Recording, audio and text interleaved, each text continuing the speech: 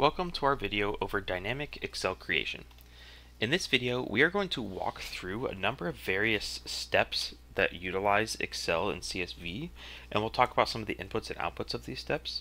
Now, there are a lot of Excel and CSV steps, so we won't go through every single one in detail, but we'll look at a number of ones that you can use to build up an Excel file for yourself in Decisions, and we'll walk through a couple examples as we build them out. Now, we look at Decisions, we have a number of Excel and CSV steps. These can be found by going to Data and then Excel and CSV. And you'll see a large number of steps that you can use to manipulate, input, change whatever you want with your Excel or CSV files. A couple of things that are going to be important to note before we take a look at it in Decisions is the difference between rows and columns on different steps. They sometimes will change or will display things such as starting at 0, like typical indexes may start at 0 when we're looking at lists in Decisions, but also sometimes they'll start at 1. So as you can see here in this screenshot, in this example, the rows start at 0, so if you want to row 1, you would need to use the number 0.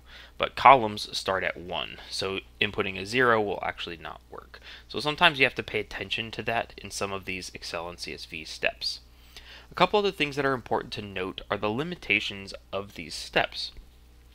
Something that's important is that these steps will only really be manipulating the actual values in the cells. Things like the actual text values or formulas that are in those cells, any of the fonts or backgrounds or borders of the cells themselves, those can all be changed. But anything else, such as additional settings in Excel, conditional formatting, certain cell styles, and some of the other options that you can configure if you have an Excel open in front of you, can't be configured on the Decisions side. So it's more the direct font, background, text values changes that you can be making here. Another thing that's important to make that a lot of people do consider when they're using Excel is the sizing of, especially width of certain columns. And in Decisions, we do have a column width option, but it is only changeable by pixel and not based on the specific value size. So you can't necessarily resize it unless you do a calculation to figure out how to resize it. So just something to keep in mind if that's something you care about as well.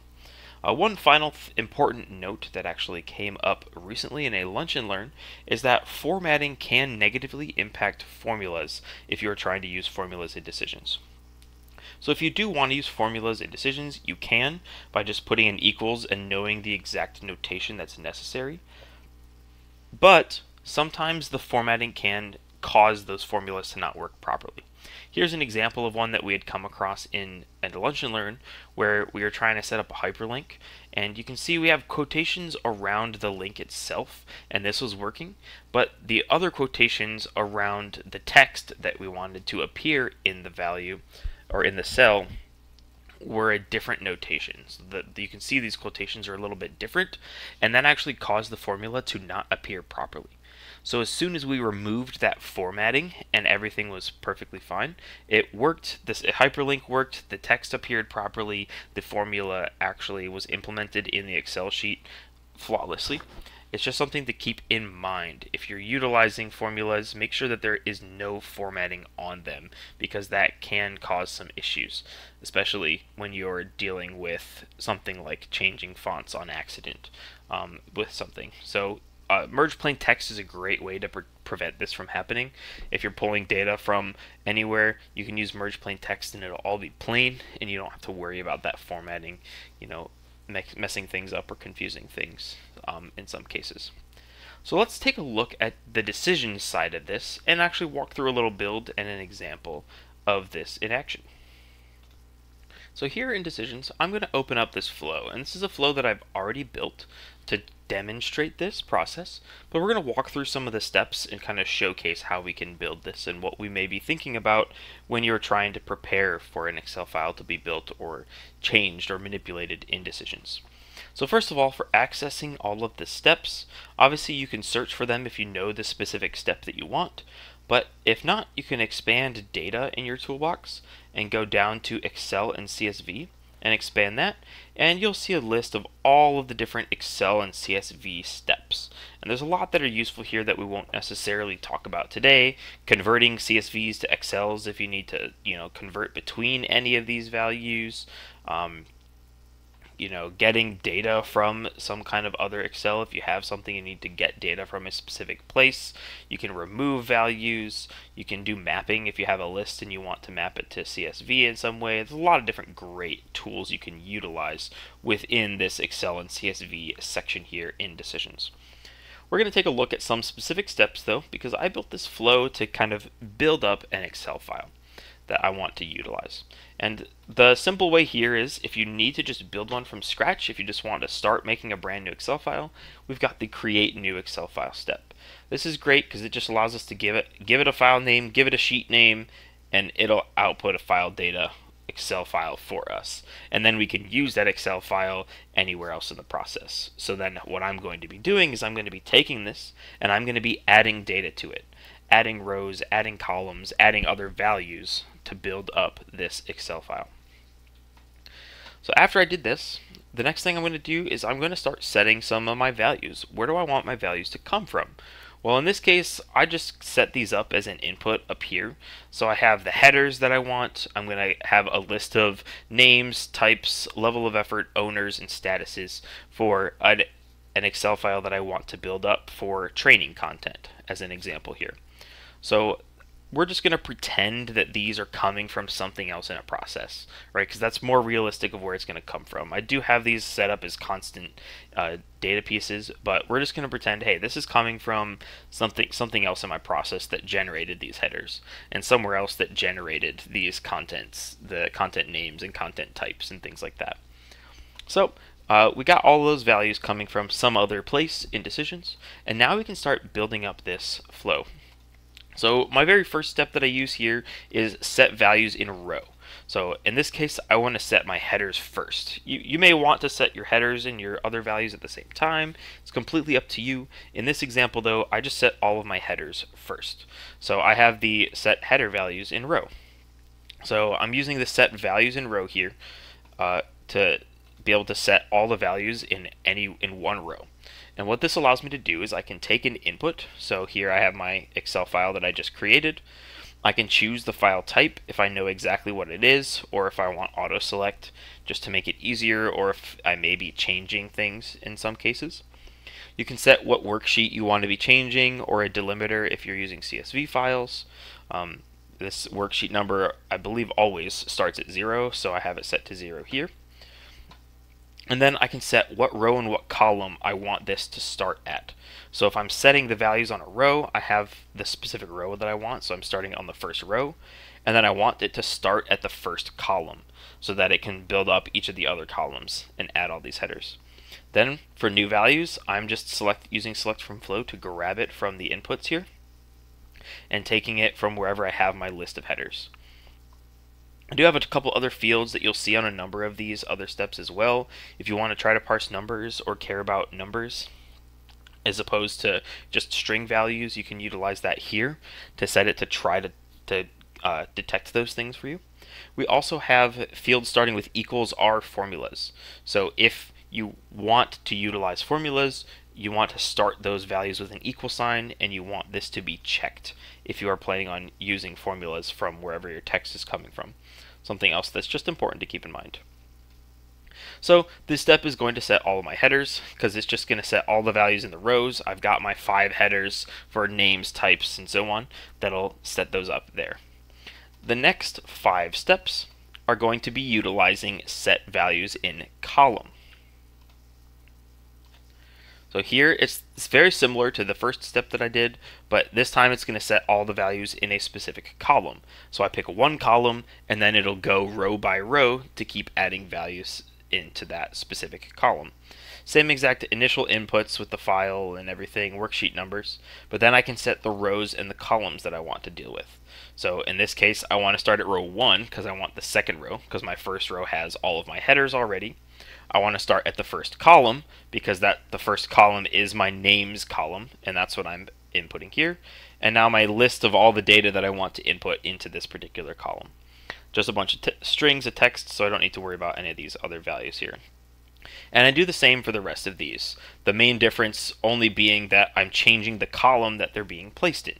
So names are going in the first column, types are going in the second column, level of effort is going in the third column, and so on and so forth. This right here makes up the meat of this Excel building step that I have set up here.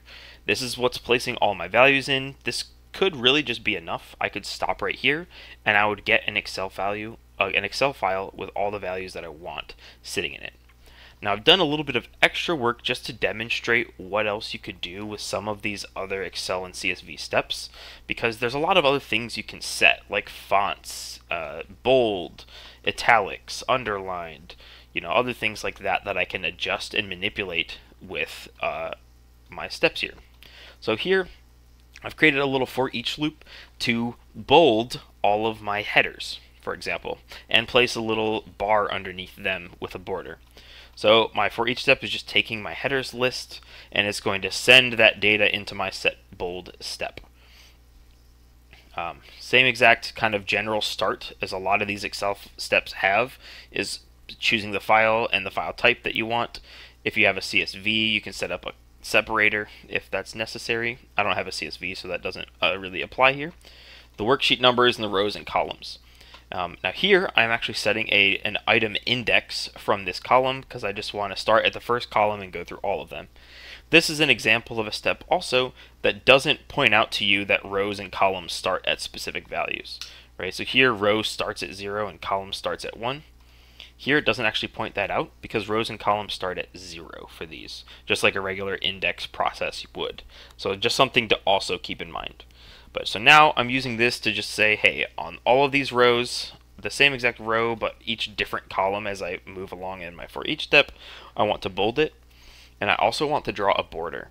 And so I have the same exact setup for the input here, but now I'm setting up a bottom border that's a medium weight with a black color, just to kind of go through and set a border across the data there. The last thing that I did to go even a little bit more above and beyond is I wanted to create something that worked similar to conditional formatting. And I wanted to use this to demonstrate how, since I can't use conditional formatting directly from the Excel file, I can still build it in decisions if I'd like. And so I kind of set this up manually here. Based on the statuses, I want to change the background and the text color of the status depending on what the text of that status is. So what I did, instead of being able to use conditional formatting, since I can't do that directly from decision steps, I set up a truth table that actually takes in the text in a column. So it's going to look for the text and output a different background and font color based on whatever that text is. So if the status is completed, then it's going to output this green background and green text. If it's not started, it's going to output this red background and red text, and so on and so forth for all the values. And if it doesn't find any of them, it's just going to output plain white and black background and text to just show those things. So maybe if there's some text that isn't one of these, it'll just output it as normal colors. And so I built this truth table with those correct colors to then use set background and set font color. I'm using add 1, so this is something you could use if you don't want to choose a specific step. And some of these that don't let you choose where it starts at and only let you choose a specific row or column, I'm just using the add to use the item index to build this up. But I don't want to start at the very first one, I want to start at the next one because I don't want to change the headers. So I used add for this just to demonstrate, hey, I can simply add this. Maybe I want to skip the first 5 rows and then I can add from there and then start from there. So always something else you can consider as well if you're trying to build up data. Since these rows and columns are utilizing integers, I can use some of the math steps to adjust what those are. So then here I'm using this to now adjust each row to change the row that it's going through, and I'm only focused on one specific column that contains those statuses. And so then from here, now it's going to add the row numbers, using that row number to place the background color for my truth table, and use that row number to place the text color for my truth table. Goes through each time, changes those backgrounds. Finally, we'll have this update file with data step. This one will simply just take an input file and it'll update it with officially update it with any of the files or data that we've seen throughout the rest of the process. Sometimes this step may not be necessary depending on which steps you use, but it may be important to make sure that you're actually updating the file with any of the changes and things that you've made, because you may have noticed that there actually aren't any outputs on any of these steps. They set the values on this file, but they don't actually update with a new file. They're just changing this particular file. So depending on that step, you may want to update that file with the data to actually make sure that it does save properly. And this may just come with testing. You may not necessarily need it. And then we're going to download our file. So let's just show you how this looks. So I got this quick example here that's got all of my headers in it and a couple of other pieces of data to populate. And we're going to run this through. It's going to run through everything, generate all the stuff that it needs to generate, loops through for my extra fun details there. And then we can simply hit download file, and then we can open up this file here. And here we go. This is our file that we generated. So you can see here, I've got my names. I didn't change any of the column widths, so I do have to change that manually if I want to. But you'll notice along the top, I've got the bolded text for my headers, as well as the border along the bottom. I've got the text background and stuff changing on the side here to adjust these things as well. So now my backgrounds and texts match what I had from my truth table. All of this completely generated in Decisions, giving everything that I need or that I was looking for here.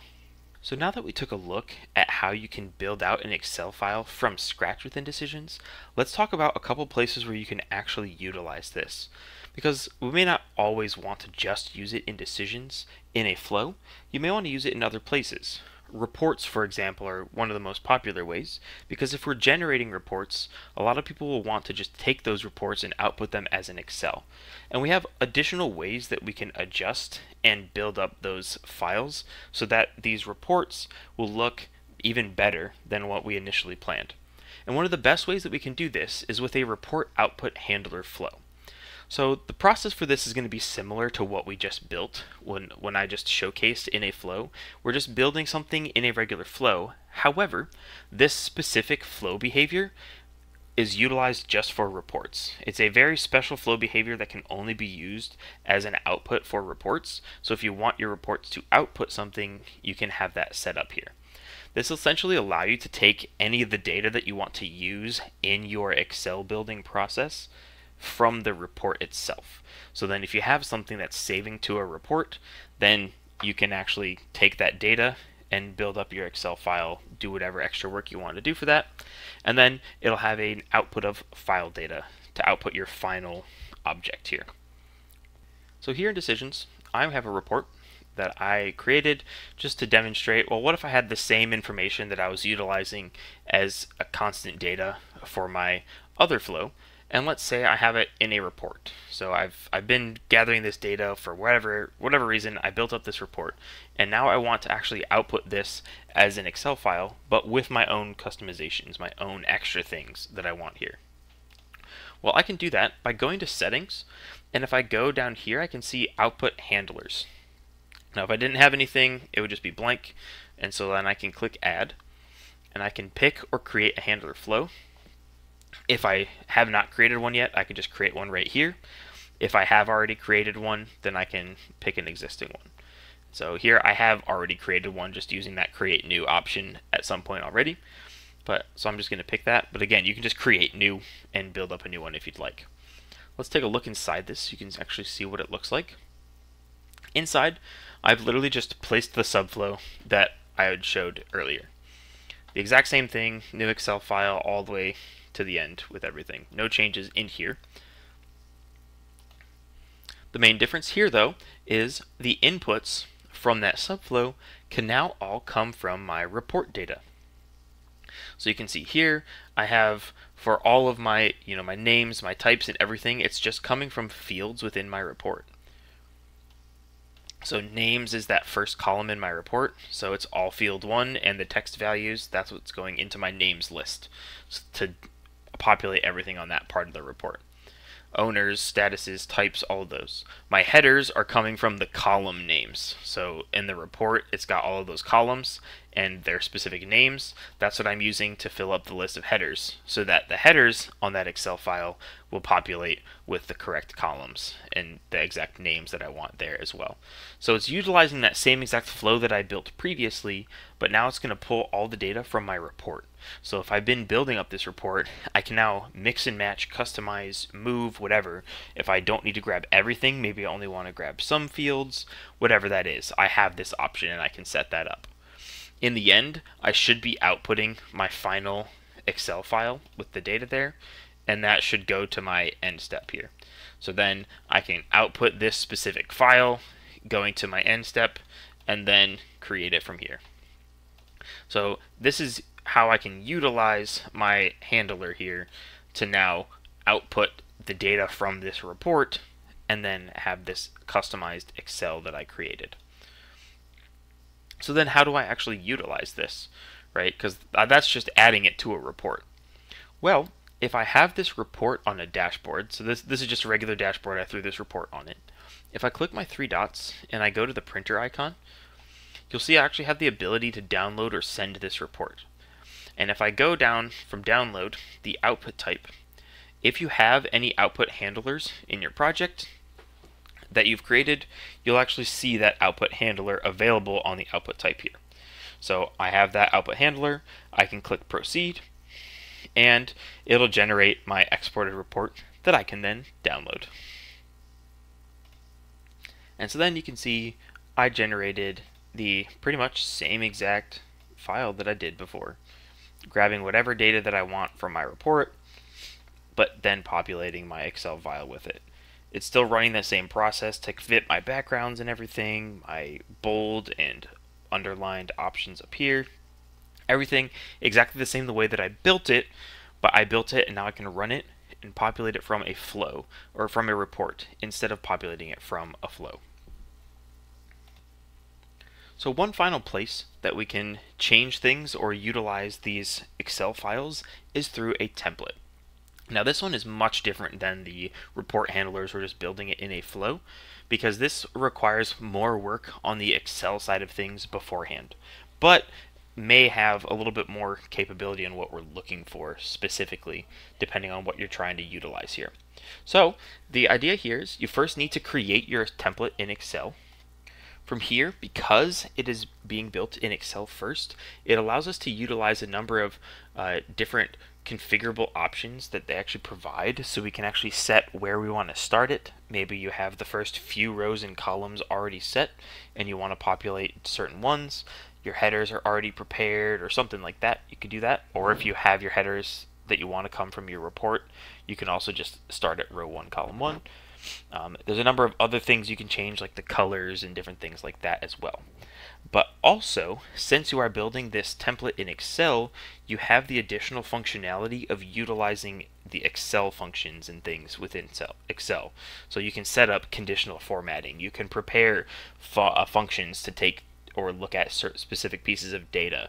You can, change the cells and some of the ways that the cells are already built ahead of time with backgrounds and things like that, without needing to actually do it from the decisions side of things. So if you prefer to have everything pre-built in Excel, then you can go and do the rest afterwards. So let's take a quick look at how this may look.